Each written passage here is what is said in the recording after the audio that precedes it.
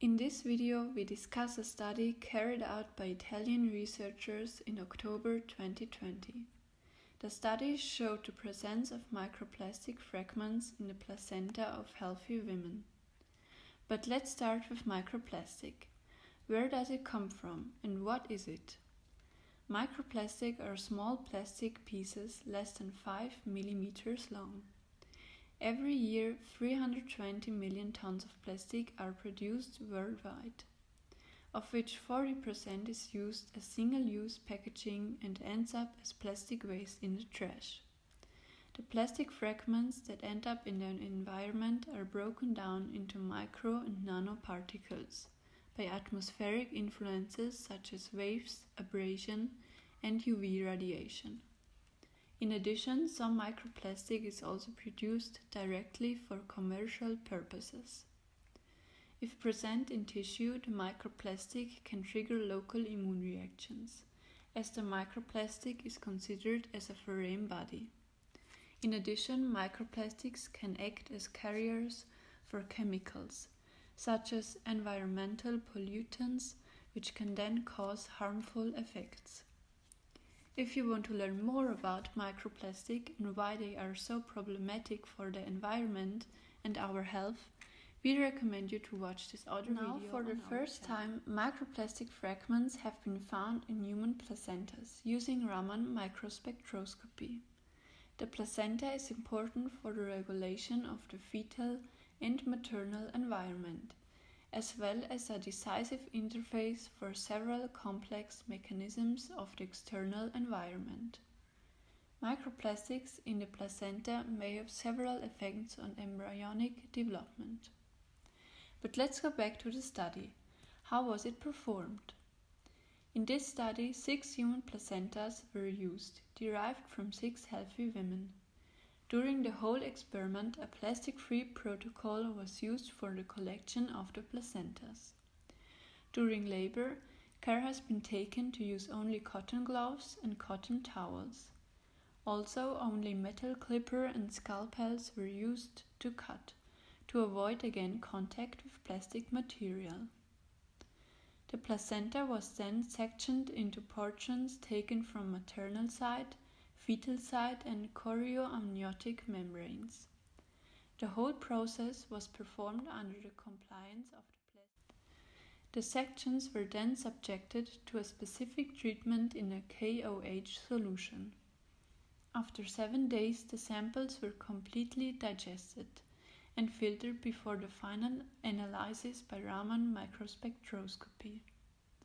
The collected Raman spectra were then compared with the SLOP library of microplastics. 12 plastic fragments were found in 4 out of 6 placentas. Only placenta samples were used for this experiment, so that it can be assumed that the proportion of microplastic in the entire placenta is much higher. All this microplastic was pigmented, and all could be correctly identified. The researchers identified 3 particles as colored polypropylene. Polypropylene is a common type of plastic found in packaging material. The occurrence of pigmented microplastic and artificial particles in human can be explained by the diverse use of plastic products in cosmetics, fragrances, air fresheners and finger paints, as well as for coloring plastics and textiles. At least 3 hypotheses have been made to show how the microplastic could have reached the blood system and subsequently entered the placenta. One hypothesis is the endocytosis of microplastics in the M cells, present in the wall of ileum, a part of the small intestine. The microplastic particles, which are now inside the cell, are taken up by the dendritic cells, which transport the microplastics through the lymphatic system, from where they finally enter the bloodstream.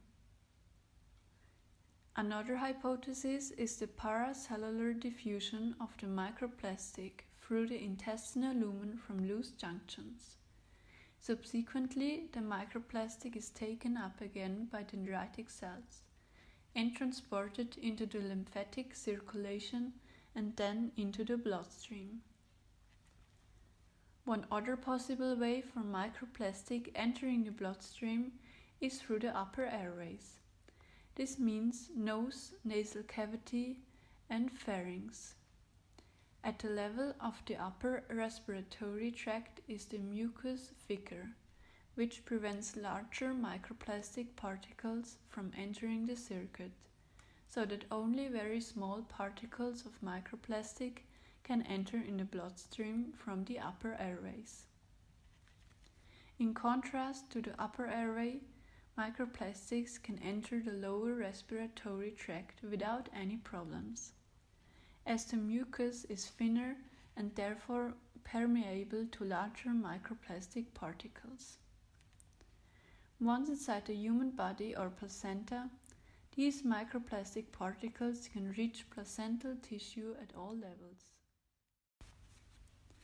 If the microplastic accumulates in the body, it can cause toxicity at this site, which can develop or intensify into an immune response.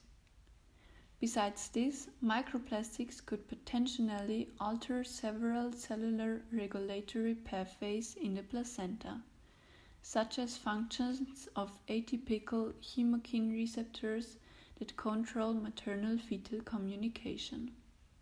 Furthermore, it could alter effects on immunity mechanisms, signaling between embryo and uterus, and transport of various cells during pregnancy.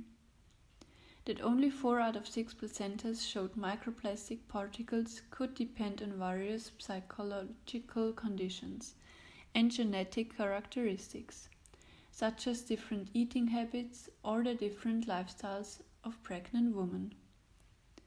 However, further studies need to be conducted to confirm this hypothesis and to find out more precise consequences. We hope you liked this video and thank you for watching.